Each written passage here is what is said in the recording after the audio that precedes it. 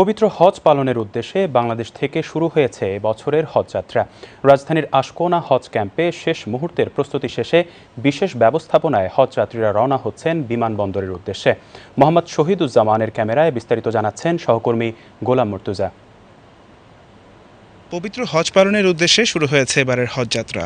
রাজধানীর আশকোনা হজ ক্যাম্পে এখন শেষ মুহূর্তের ব্যস্ততা। হজ ক্যাম্প থেকেই বিশেষ পরিবহনে হজযাত্রীরা যাচ্ছেন হযরত শাহজালাল আন্তর্জাতিক বিমানবন্দরের উদ্দেশ্যে। ক্যাম্পের মূল ফটকে স্বজনদের ভিড়, কেউ বিদায় জানাতে, কেউ শেষবারের মতো দোয়া চাইতে।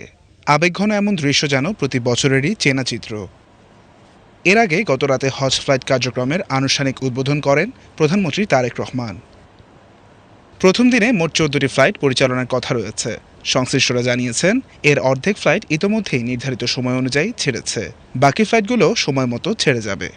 আমরা এই বছরের ফ্লাইটে কিন্তু কোনো বিলম্ব হয়নি। নির্ধারিত সময়ে এখন পর্যন্ত এই ফ্লাইটগুলো সম্পন্ন হয়েছে এবং আজকে আরও 7টি ফ্লাইট রয়েছে এবং দ্বিতীয় দিনেও আসলে আমাদের কিন্তু 14টি ফ্লাইট রয়েছে। প্রথম দুদিনেই কিন্তু বিপুল সংখ্যক হজযাত্রী হজের জন্য সৌদি আরবে পৌঁছে যাচ্ছেন ইনশাআল্লাহ। প্রথমবারের মতো হজের আগেই কিছু সংখ্যক হজযাত্রীদের হাতে তুলে দেওয়া হয়েছে নুসুক কার্ড। কর্তৃপক্ষ বলছে, ভবিষ্যতে এই উদ্যোগ আরও বিস্তৃত করা হবে। নুসুক কার্ড ছাড়া আসলে কোনোভাবে কোনো হজযাত্রী হজ করার কোনো সুযোগ নেই। এবছরে আমরা প্রথমবারের মতো বাংলাদেশে দেখলাম যে তারা বাংলাদেশে এসে নুসুক কার্ড বিতরণ করেছে। আমরা মনে করি যে আগামীতে হয়তো শতভাগ নুসুক কার্ডই হয়তো বাংলাদেশে বিতরণ হবে। এবছর বাংলাদেশ থেকে প্রায় ৭৮,৫০০ জন হজযাত্রী সৌদি আরব যাচ্ছেন। এর মধ্যে ৪,৫৬৫ জন সরকারি ব্যবস্থাপনায় এবং বাকি ৭৩,৯৩৫ জন বেসরকারি ব্যবস্থাপনায় হজ পালন করবেন। মোট হজযাত্রীর প্রায় অর্ধেক বহন করবে বিমান বাংলাদেশ এয়ারলাইন্স। এছাড়া সৌদিয়া ও ফ্লাইনাস এয়ারলাইন্স বাকি যাত্রী পরিবহন করবে। হজযাত্রার সার্বিক কার্যক্রম হজ ক্যাম্পেই সম্পন্ন হচ্ছে। নিরাপত্তা নিশ্চিতে মোতায়েন রয়েছে আইনশৃঙ্খলা রক্ষাকারী বাহিনীর সদস্য। দীর্ঘ প্রতীক্ষার পর পবিত্র এই যাত্রায় অংশ নিতে পেরে আবেগ আপ্লুত হজযাত্রীরা। আলহামদুলিল্লাহ, আল্লাহ তাআলার বহুত বড় ইহসান যে আল্লাহ সুবহানাহু ওয়া তাআলা আমাদের সহ বাংলাদেশ সহ আর অন্যান্য দেশের যে হাজিগণ আল্লাহর ঘরে যাইতে পারতেছে, এটা আল্লাহর কাছে শুকরিয়া। এখানে একটা বিশেষ রহমত না থাকলে আমার মনে হয় কোনো হাজি হজে যেতে পারবে না। আল্লাহকে আপনাকে ডাকতে হবে।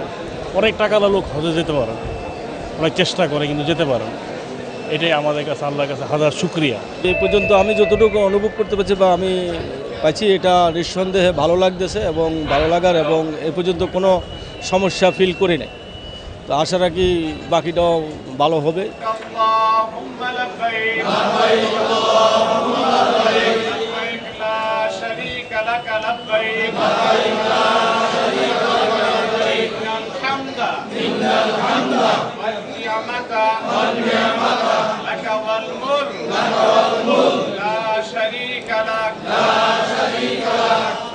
সবারই একটাই প্রার্থনা, যেন নিরাপদে সম্পন্ন হয় জীবনের এই গুরুত্বপূর্ণ ইবাদত।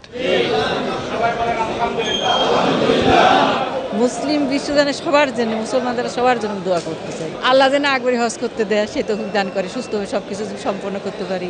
আল্লাহ তাআলার অশেষ মেহেরবানিতে, আপনাদের নেক দোয়াতে আমরা হজের কাজ আল্লাহ তাআলা যেন সম্পন্ন করতে পারি, এই তৌফিক দান আল্লাহ তাআলা দান করে।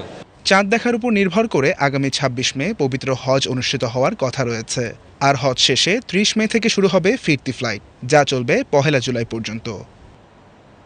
পবিত্র হজ ইসলামের অন্যতম গুরুত্বপূর্ণ এবং পঞ্চম স্তম্ভ, যা সামর্থ্যবান মুসলিমদের জন্য একবার পালন করা ফরজ। বিশ্বের বিভিন্ন প্রান্তের মুসলিমদের সাথে এক কাতারে দাঁড়িয়ে আল্লাহর সন্তুষ্টি অর্জনের এক অনন্য সুযোগ এটি। ইতোমধ্যে বাংলাদেশ থেকে শুরু হয়েছে হজযাত্রা। ৪১৯ জন যাত্রী নিয়ে সৌদি আরবে পৌঁছে গিয়েছে হজের প্রথম ফ্লাইটটি। কর্তৃপক্ষ বলছে, নির্ধারিত সময় অনুযায়ী আগামী ২১ মে পর্যন্ত চলবে হজ পূর্ব ফ্লাইট। গোলাম মুর্তুজা, বিটিভি নিউজ, ঢাকা।